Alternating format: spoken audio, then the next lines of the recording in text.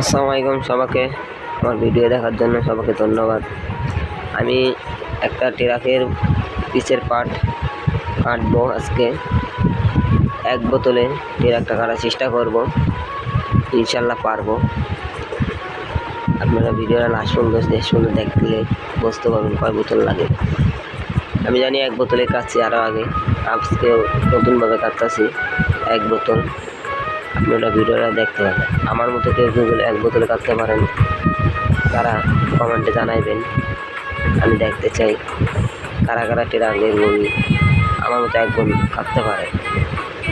আমার বন্ধুরা দেখলে তাদের কাছ থেকে জানতে চাই তাদের কয় বোতল লাগে, তারা আমার মতো ট্রাক কাটে।